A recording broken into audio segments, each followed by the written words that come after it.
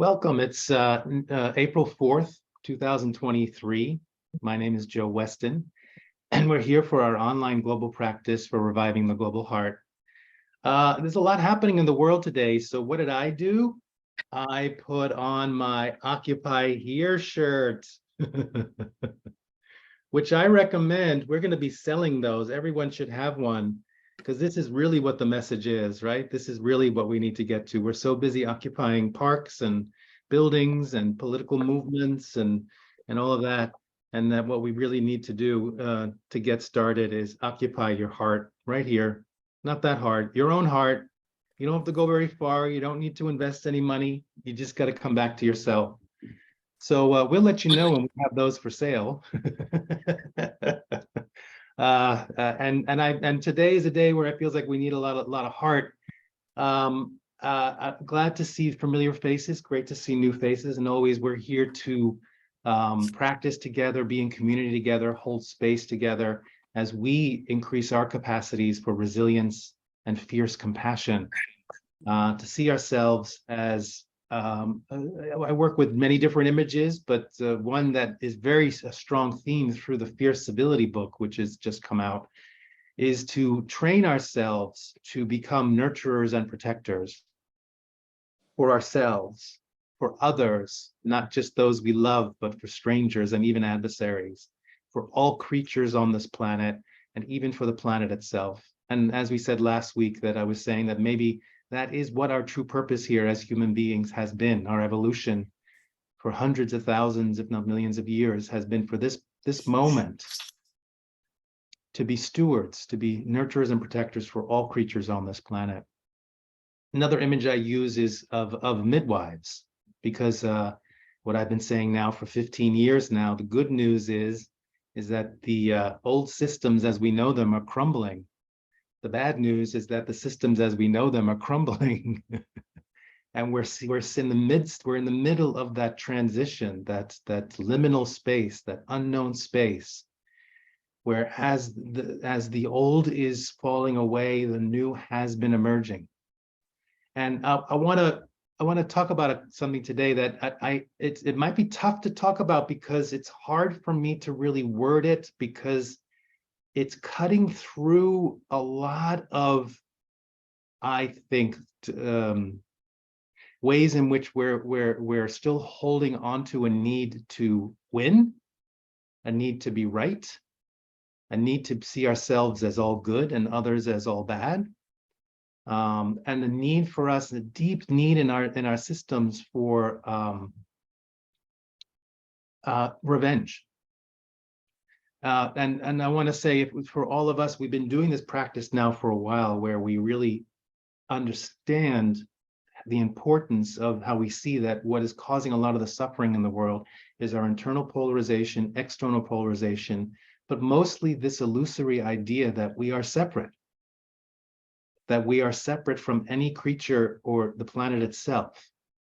And it's that separate, that mental construct that we're separate, which is causing a lot of the pain that we're currently seeing right now. And when we drop into and understand our inherent interconnectedness and interdependence, that it has always been that way, it currently is that way, it always will be that way. That's how we find peace. And as you know, a lot of this work is about finding fierce hope. Right? What's telling, I've been interviewed on a lot of podcasts recently, and that's the theme, is who's telling your story? And it's time to investigate who's telling your story, and how much of your story is things that you are just taking on that others, the media, your parents, the government, your religious institutions, your peers, are they your stories or are they theirs?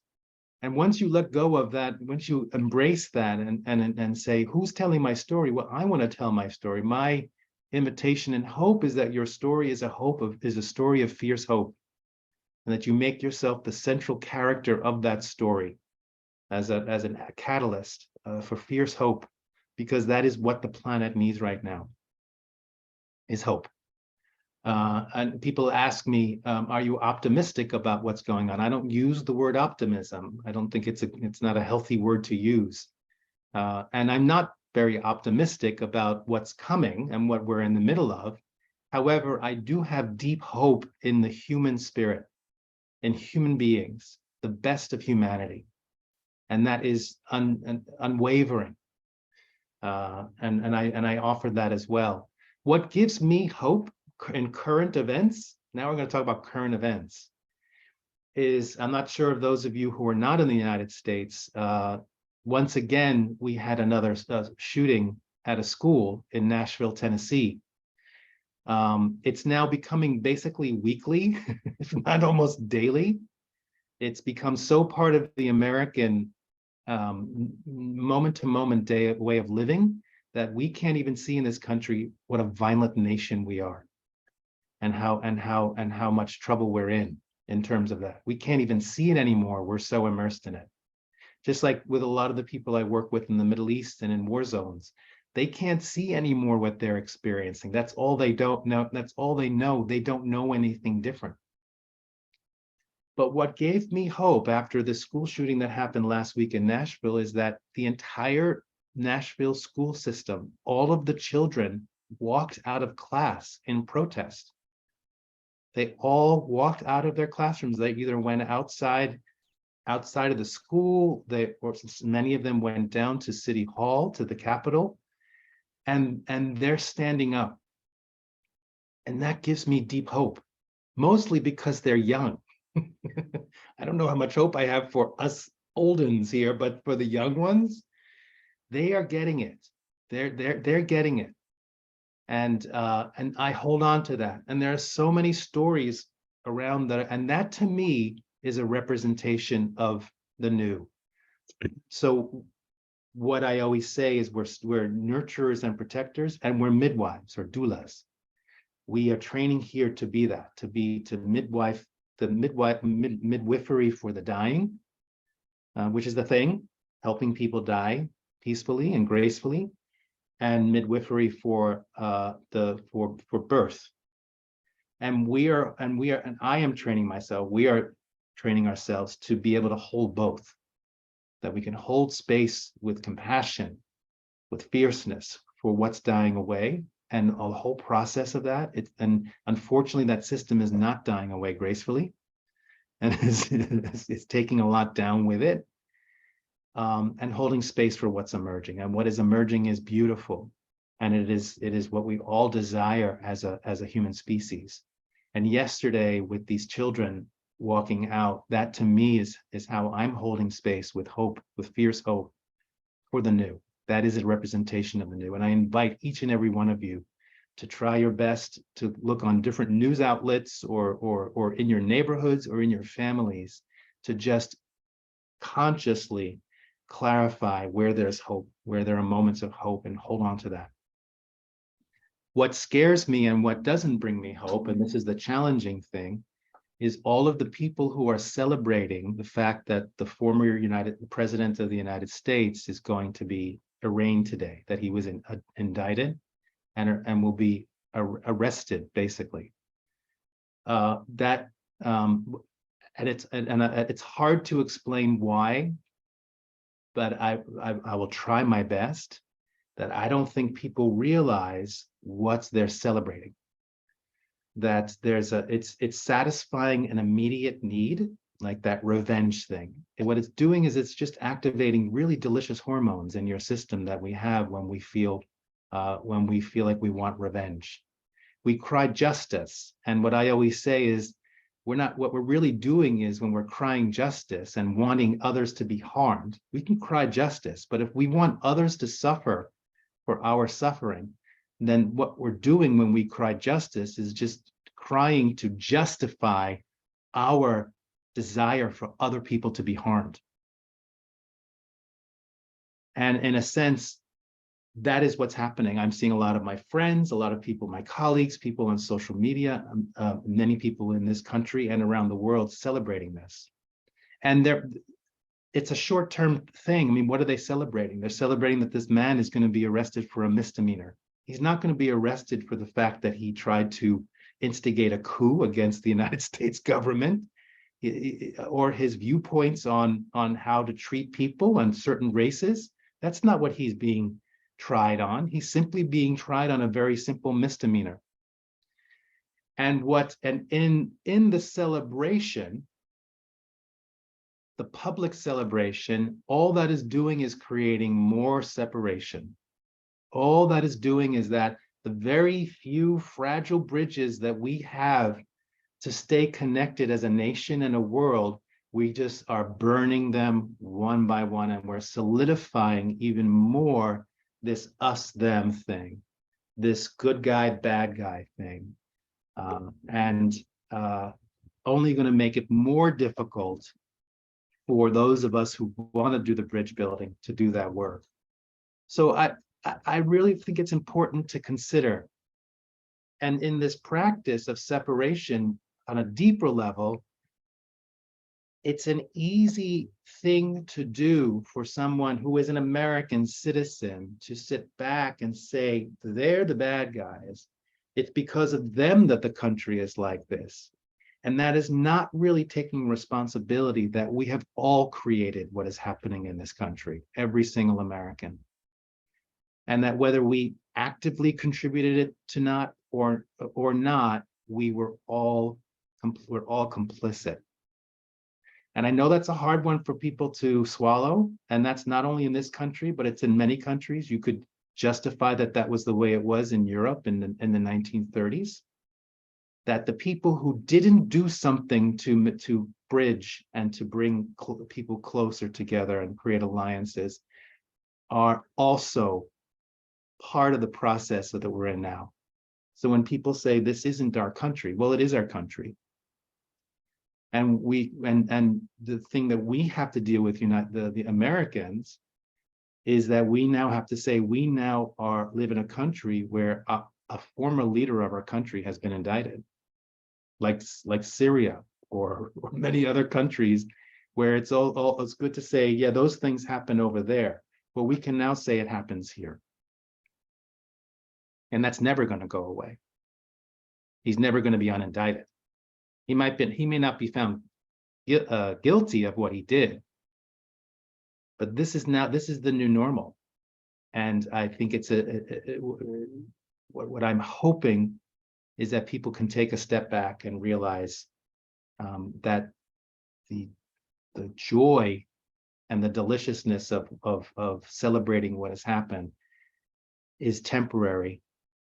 And then afterwards, we're going to have to see how do we then do the necessary work, because those people aren't going away, whatever people that might be for you, whether you're on the extreme left or the extreme right, those people are not going away. They have every right to be in this country or in Holland or in Italy or in Canada or anywhere in the world. A citizen is a citizen. And simply winning an election doesn't mean that they're going to change their minds. So how are we going to figure out how to live together? And that's the start of my book, what Eleanor Roosevelt says in 1960. She warned the world and said, if you look at the situation now, we're either all going to live together or we're going to die together. And if we're going to live together, then we have to learn how to talk. And in essence, I take that theme through the entire book, Fear Civility. And when I talk about how do we break the loop of the win-lose loop, which we're stuck in, we're at a point where we have to realize with the level of interconnectedness with nuclear weapons and the economy and the environment and climate and weapons, et cetera, climate migration and all of that.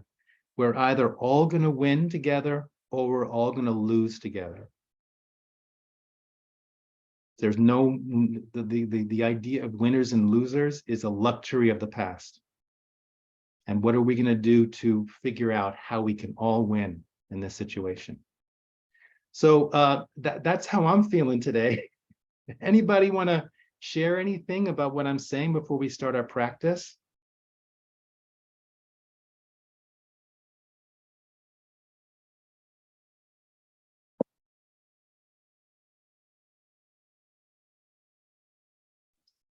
And I'm curious about what pulls people into those extremes. It feels like people get pulled out of balance. Um, so I'm just curious about that. Think that it's been when you're in change and transition, if you're not aware of it, we go into extreme nervous system dysregulation if we don't know how to manage transition, or we're not even aware we're in transition, and we are in such extreme transition and change and uncertainty, which is causing extreme levels of anxiety that I don't think we've ever seen. The pandemic, we haven't recovered from the pandemic, and we were already dealing with an enormous amount of chronic stress before the pandemic. And then and then we're seeing the extremes in political views, and that's so. This is all I would say it's our nervous systems trying to figure out a way to find some level of security and safety, something to hold on to. And for many of us, if we haven't cultivated independent critical thinking, and if we're in a trauma state, then it's really easy to be seduced by the loudest voices. It's because it's a false refuge, but it feels good in that moment.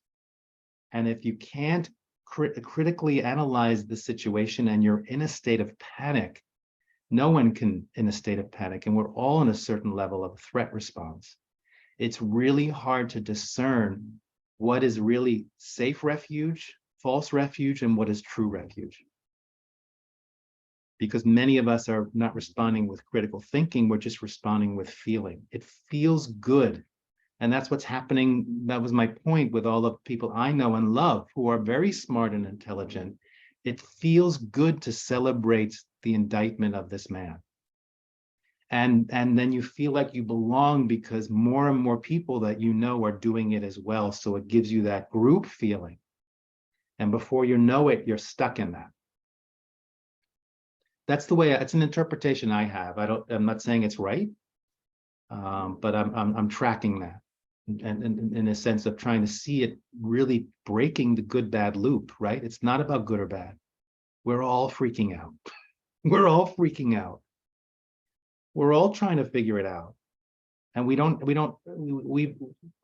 those of us who are alive have never experienced, most of us I should say, in certainly the Northern Hemisphere, certainly in the Western Hemisphere, certainly in cultures, Europe and North America, most of us have never experienced this uncertainty, this lack of security. We have a lot to learn from cultures like the Middle East and Southeast Asia, Africa, people who were born into this and only know this.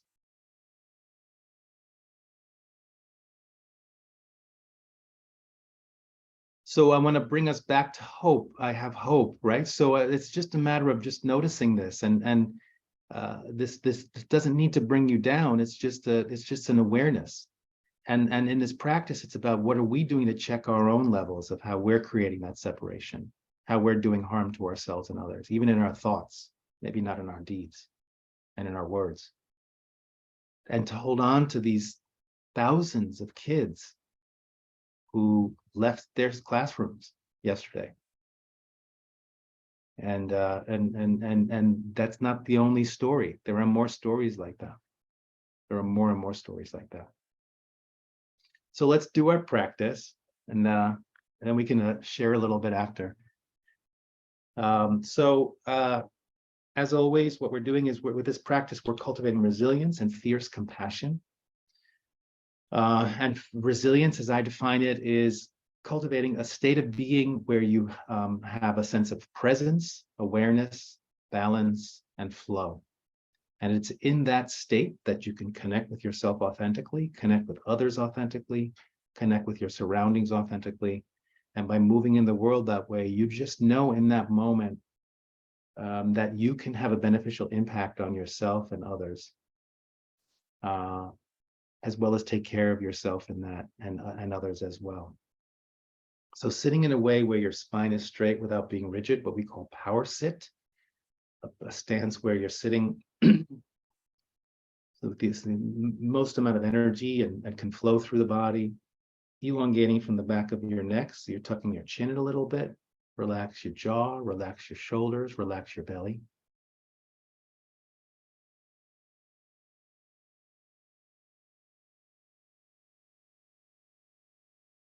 And holding on to this posture without being rigid, bringing your attention now to your core, your center, which is in your lower belly. And one way to investigate it is to imagine or to place your fingers.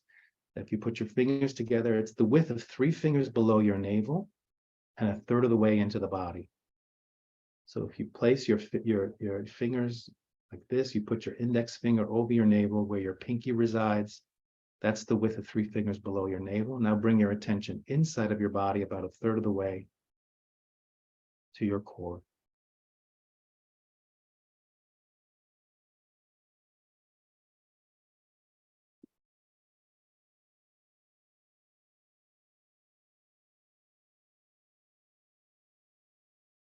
Bringing your attention here, your center of gravity, impulse, creativity, gut wisdom, awareness, and personal power.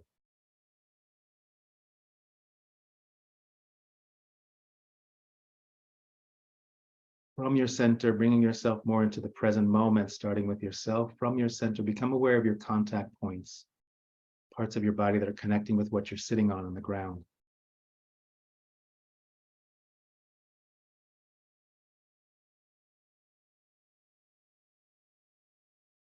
Really feeling those parts of your body that are making connection with what's under you, feeling that stability. And as you trust that stability, you can allow your system and yourself to be held. Just drop in and be held.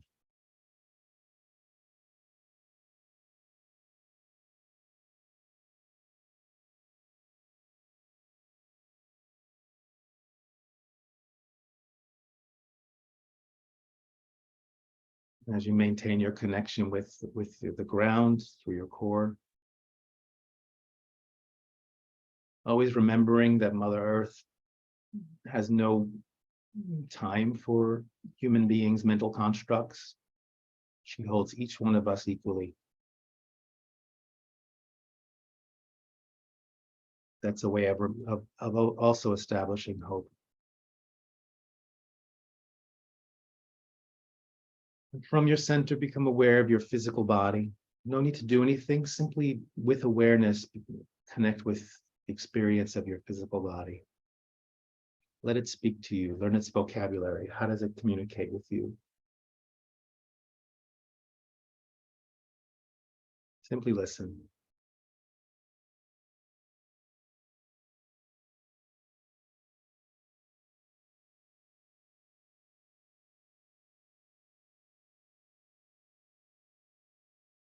From your center, become aware of your emotional body. What emotions are you present to? No need to change them or judge them. Simply doing an inventory of who you are in this present moment. What emotions are speaking to you right now? Let them flow. All are welcome.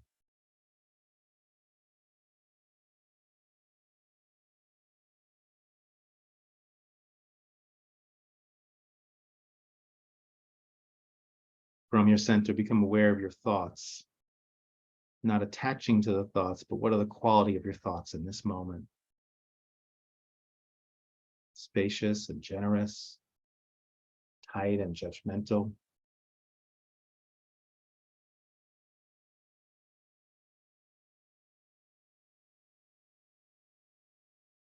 Maintaining a connection with your core, place of personal power. Now bringing awareness to the middle of your chest where your heart center resides, center of compassion,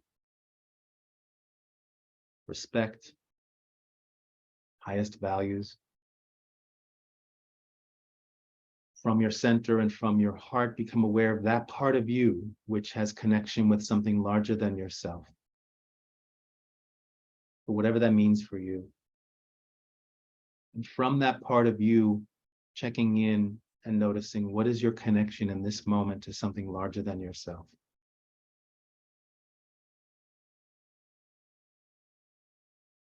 and open to it, embrace it. Let it be. And does that give you hope?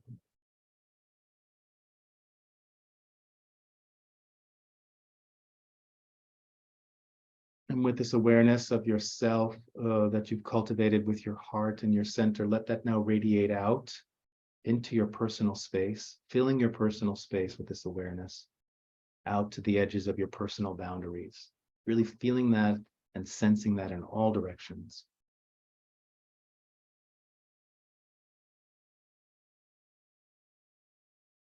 And you fill that space with this sense of hope that you derive from your own heart, that you derive from Mother Earth, that you derive from that which is larger than yourself. And with this awareness of yourself in this present moment, take a nice full deep breath, first in through your nose and out through your mouth.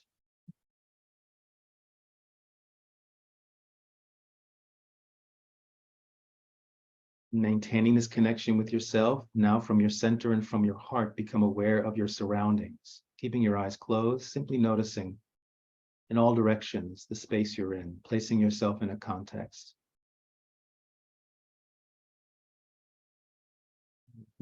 How can you derive hope in this moment from your surroundings?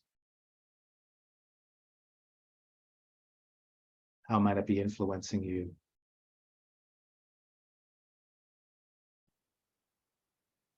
And with this awareness of self and surroundings from your center and from your heart, take a full breath in.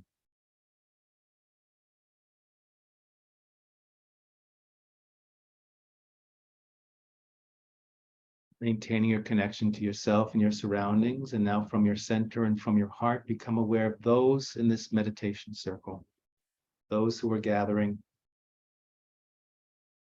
from various parts of Europe, various parts of North America, maybe those who are joining us in their hearts in other parts of the world. However you imagine that, through the World Wide Web, sitting in a circle, from your center and from your heart, connecting with those in this meditation circle. And you derive hope from them. And you provide a sense of hope.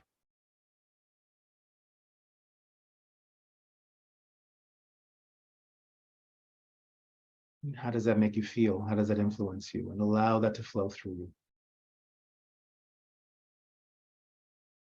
With this awareness of self, surroundings, and those in this meditation circle, from your center and from your heart, take a full breath in.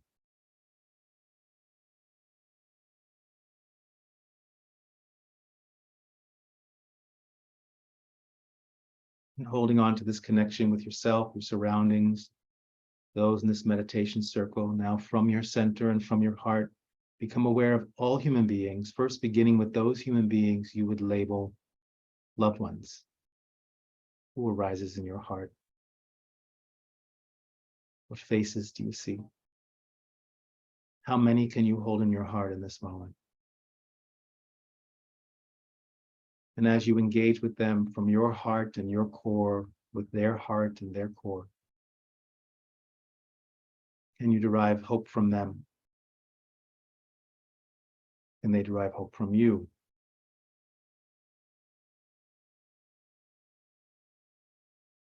Can you see the new emerging as you look into their eyes?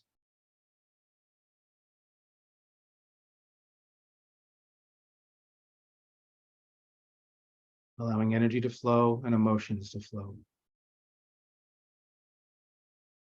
And from your center and from your heart, become aware of those human beings you would label stranger. And who arises in your heart? How many strangers can you hold in your heart in this moment? Could go up as high as almost 8 billion. Who do you see? Do you see maybe neighbors or people you saw in the supermarket? Someone on public transportation? Someone you saw in the newspaper or the news? Someone you imagine in your heart in various parts of the world? And as you hold them in your heart, as you stand with them from your core, from your personal power in your heart with their personal power in their heart. How do you derive, can you derive hope from them? Can you be a place of hope for them?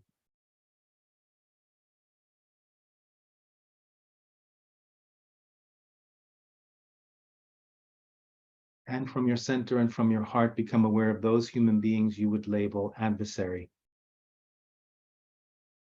Be truthful, be honest. Who is arising in your heart? You don't need to think about it. They'll show up on their own. How many are showing up? What faces do you see?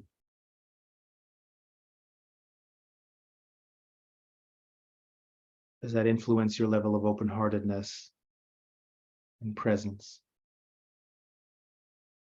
And as you connect from your heart and your personal power with theirs, is there anywhere a glimpse of hope that you can see with them? And making sure that you're safe and always staying in your own integrity, can you be a beacon of hope for them?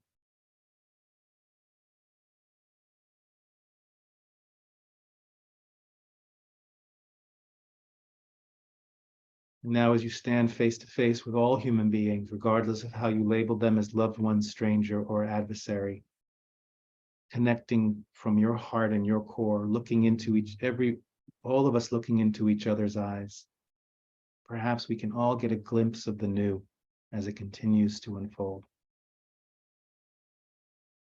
A communal glimpse of the same image of hope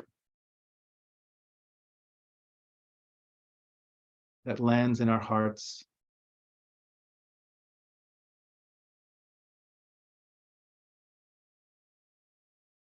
as a strong memory that we will never forget.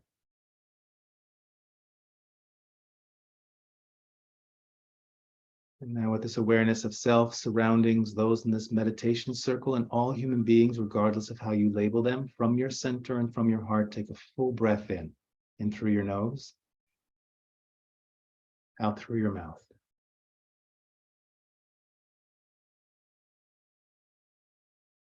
And with that sense of possibility, of hope, of wonder, allow all human beings to flow into your heart as you bring your awareness back to those in this meditation circle. Sharing this sense of hope and possibility with those you've shared the space with. Allowing those in this meditation circle to flow into your heart as you bring your awareness back to your surroundings. Allow this experience to seep into your daily experience in your personal surroundings.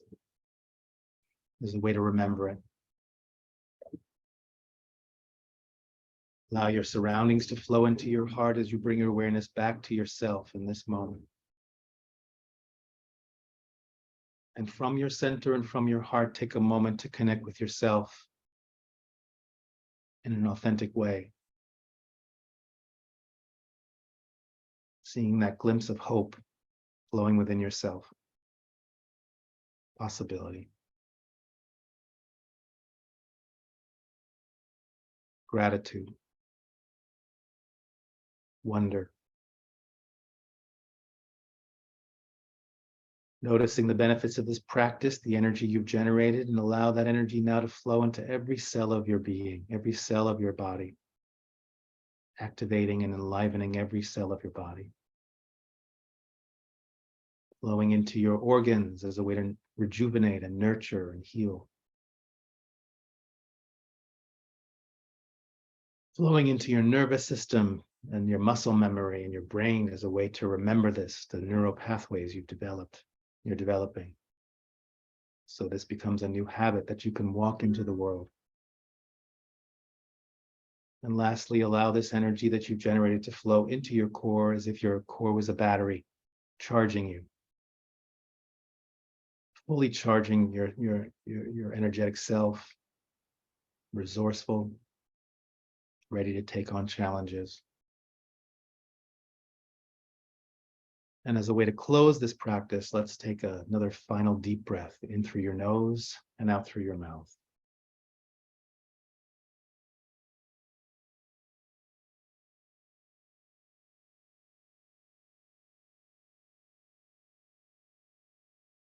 And when you're ready, slowly open your eyes, look around the room and shake your body, stretch your body.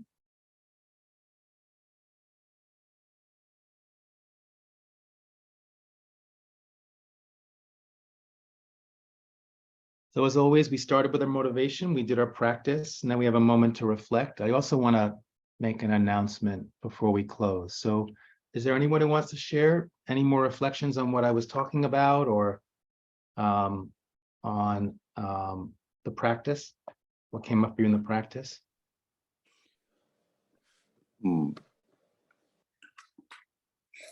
Joe, when we talk about polarization lately, it came to my mind the fact that certain inclination might be part of human nature, generally speaking, so that the healing would be not restoring an original situation in our nature, but sort of evolving. Because you outlined the fact that this is a very special time, but what we call history is only mostly a story of conflict. So sometimes it comes to my mind that there is a sort of natural inclination, like gravity, that would, we sort of lean over there. Yeah. I'm not saying this out of desperation, Joe. It's the other way around. No, I that's a good point. You know, what I forgot to say, so you help me remember, is that all the people who are celebrating the indictment of this president, that I wonder if they think that when this is solved, when Trump is taken care of, things will go back to the way they were. I think that's really another level of this kind of naive approach to this short-term approach. Things are not going back to the way they are. We're moving towards something. And yes, if we are going to be our best selves as human beings, we have to evolve our basic instincts, and they can. It's, you know, it's been proven with neurobiology, neuroplasticity. And there's actually a chapter in my book of practices of the need to transform from our initial instinct to be aggressors or to defend, to being nurturers and protectors. We're capable of it. It's just a question of habituation. We've been habituated to be aggressors and to be in the conflict. We just have to develop the habit. Yeah, and this has to do a lot with the very recent evolution of science that has learned about epigenetics. In other words, we have a lot of stress on the concept of genetics, so meaning that I inherited this, I am sorry, but there is also epigenetic. That means that there's a mechanism that is able to evolve within a lifespan of the individual. Wow. Okay. I love that. Yeah, that's hopeful. Yeah. Thank you. Anyone else? Yeah, I had a strange experience, and maybe it's in line with what you say, Alex. When I try to visualize all the people, the loved ones, strangers, adversaries, I only saw our ancestors, the ancestors of us all. Wow. And then I thought, are they loved ones, strangers, adversaries? They're all together. And people who are maybe my adversary have always, as also ancestors that could be my loved one, or my stranger, or my adversary, or whatever. But I saw behind everyone huge, more than 8 billion, I don't know how you call it in America, a whole lot of people. A whole lot of people. A whole lot of people, and they are all